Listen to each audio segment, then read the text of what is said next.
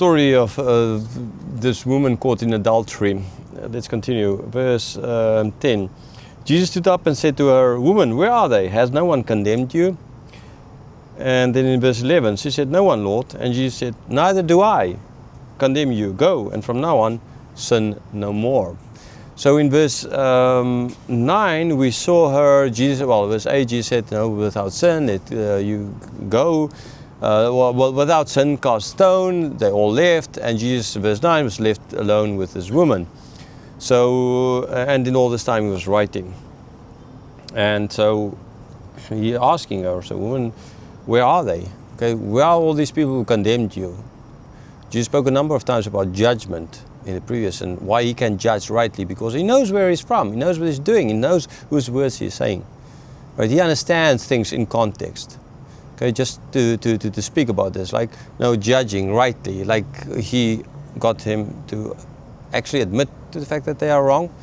If you look at this tower at Planetarium here, so this is a planetarium here in the Botanical Gardens in KL. It's on a hill.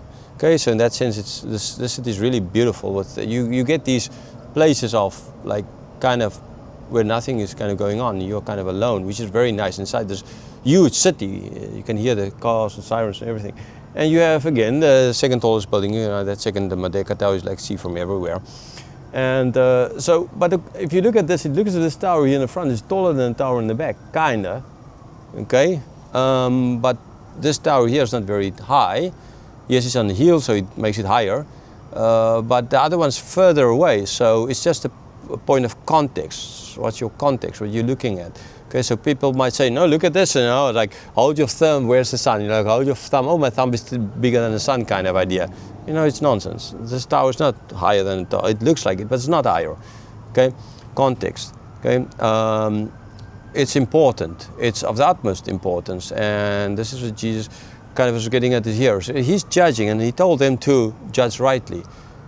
He was speaking of this, and why did they leave? Why did they admit to their sins? Pharisees admitting to that they're sinners. Never.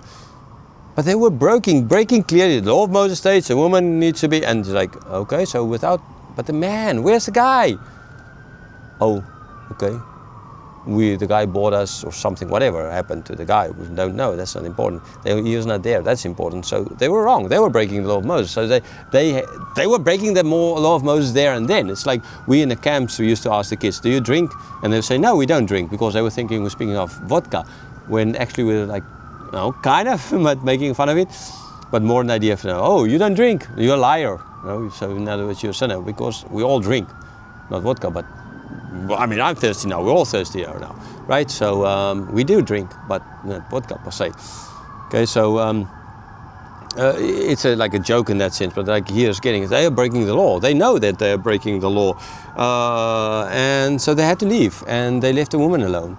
Okay, and Jesus, the one who could condemn her, right? So he's like, no one condemned you. Jesus, the one who could condemn her, is like, I don't condemn you. Go and sin no more. Clearly, unlike the guy there, right, where he said, "Go and sin no more," there's a difference here in the sense that she was brought here because she's clearly a sinner. She was caught in the act. Okay? So he's saying, okay, there's forgiveness. Go and sin no more. Not, okay, I forgive you and do whatever you want to. Or, I forgive you, but if you do this again, you will lose your salvation. And so don't sin anymore. No, he's just saying, don't sin no more. She was here because of sin. Don't sin no more. Right? I don't. Jesus was the one without sin. He could have thrown a stone at her. Did he? He judged with the right judgment. Did he throw a stone at her? Did he say this tower is taller than the other tower because of a wrong judgment? No, he didn't. Okay, because he has the right judgment. And what did he do? Did he judge her? No, he didn't. He just told her, go sin no more. That's all. That's all. So yeah, for us as well, we are always so fast to judge other people.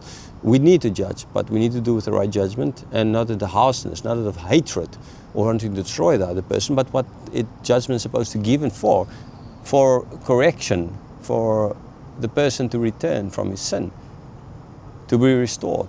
That's judgment supposed to be for. Love, not hatred. Not like what they brought them.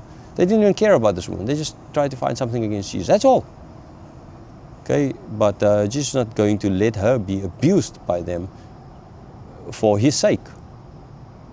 And so he was not going to throw a stone at her. He could have, he didn't. He told her to sin no more and let her go. Forgiveness. Again, already, it's not as if God in the Old Testament didn't forgive. God in the Old Testament forgave all the time. He's just continuing it. They, the Pharisees, the law not forgiving, but their interpretation of the law. But God, yeah, sure, he forgives. Not because we deserve, but because of who he is. And ultimately because Christ died for us. He will pay for her. He will pay for the sin.